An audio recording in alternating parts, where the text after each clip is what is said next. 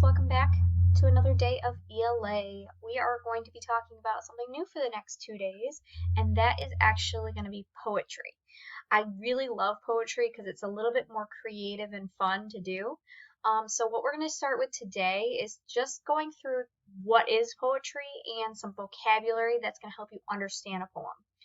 Tomorrow, or I believe it's going to be Monday, we're going to be able to give you a chance to learn about different kinds of poems and give you a chance to write your own. So let's get started on learning all about poetry.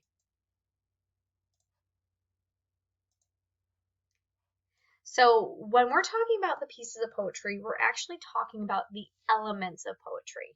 So when you hear me say elements of poetry, it means the pieces that make up a poem. Well, the first question, of course, is what's poetry? Well, a poem is a collection of words written to inspire ideas, imagination, or emotion.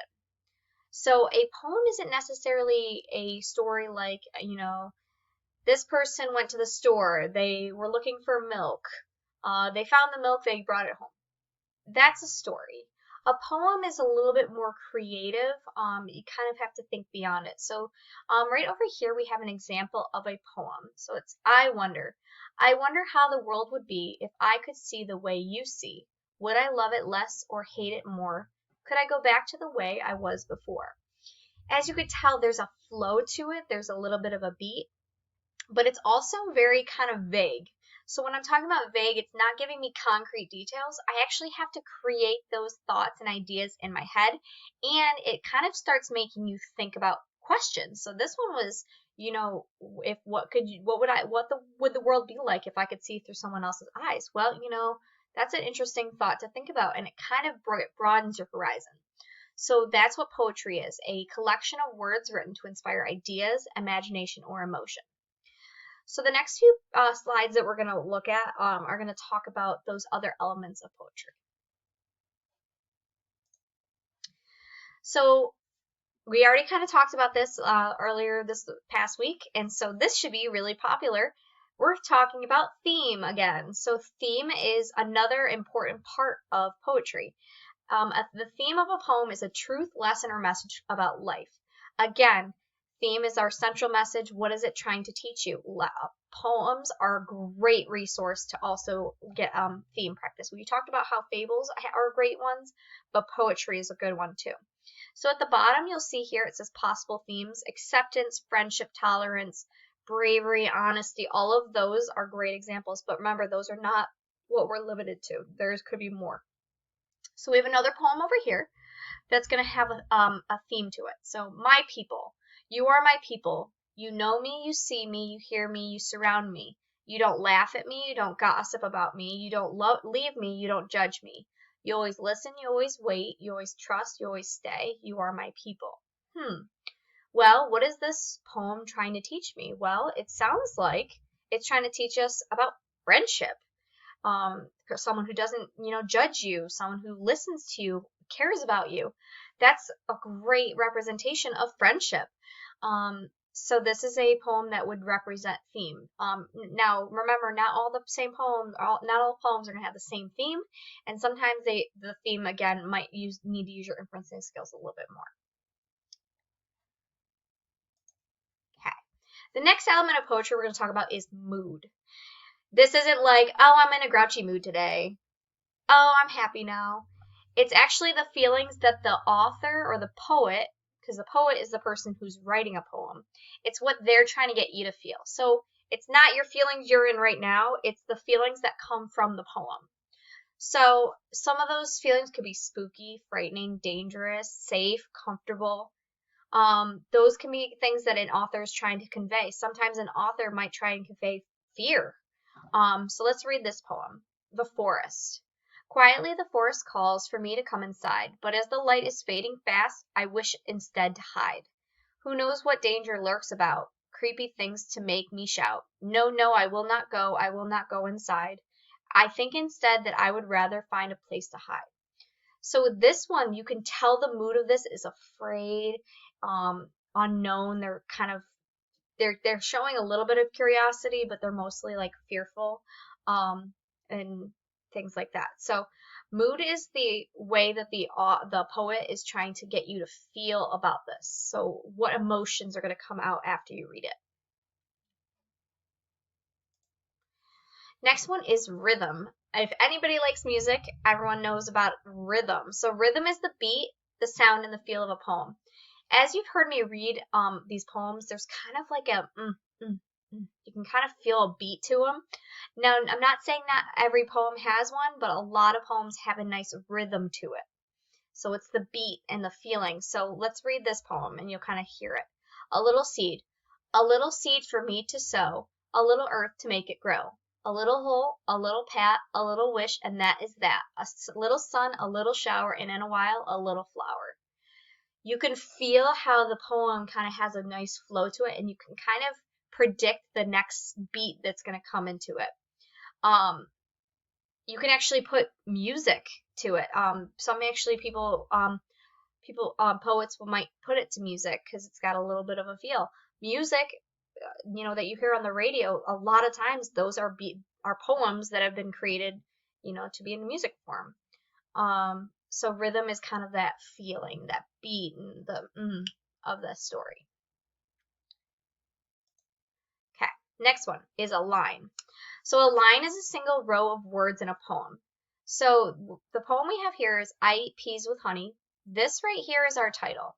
This, as you've noticed, all of the poems we've had have a title. It's very important we always read the title because sometimes it might give us an idea of what the poem's about. But so that's the title. I eat peas with honey. I've done it all my life. It makes the peas taste funny, but it keeps them on the knife. This part right here, this is a line.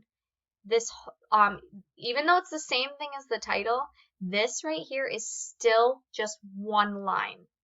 You can notice how it's broken down. This is a line, this is a line, and this is a line. So in total, this poem actually has 4 lines in it. Okay?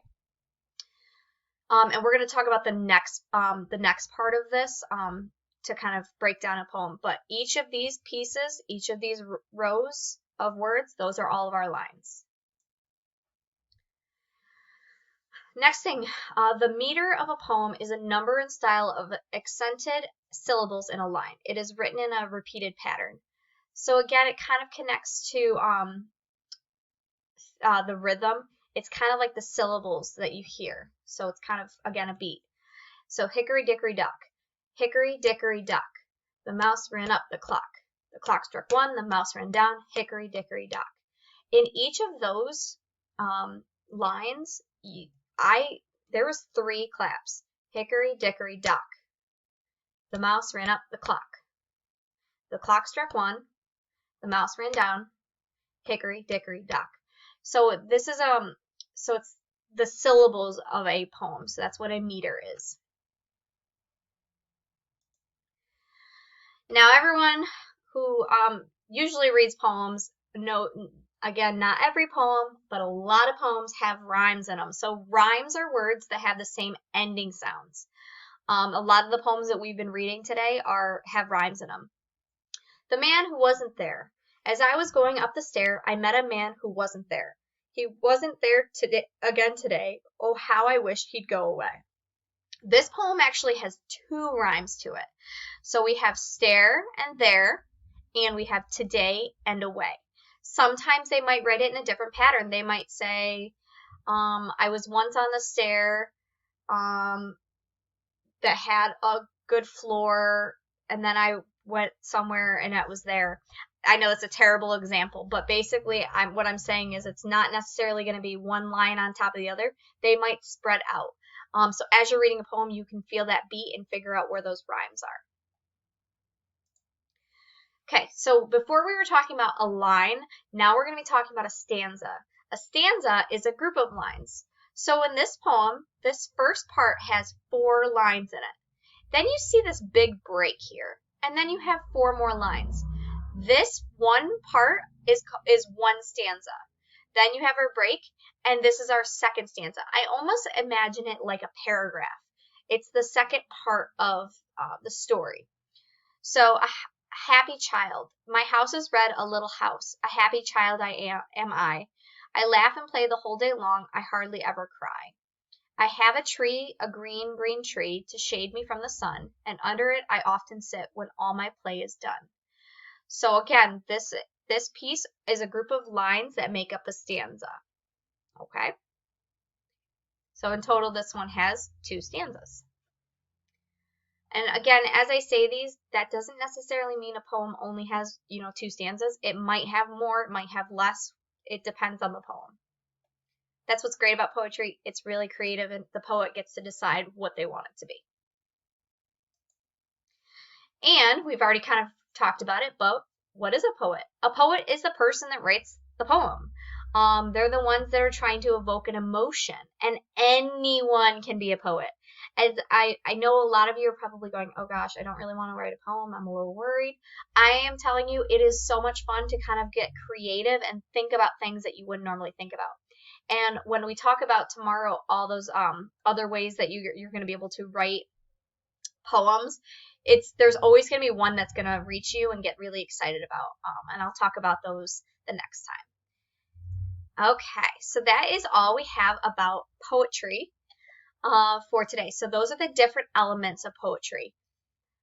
When you do your Google form quiz, you're going to see that a lot of it is vocabulary. It's all the words that we just talked about. So make sure if you get caught and don't understand something to rewatch the video so that it gives you a better understanding of what those those elements of poetry are. Okay, so I will see you guys on our next video when we're learning a little bit more about poetry. Don't forget to complete your Google form quiz. So I'll see you guys soon. Bye.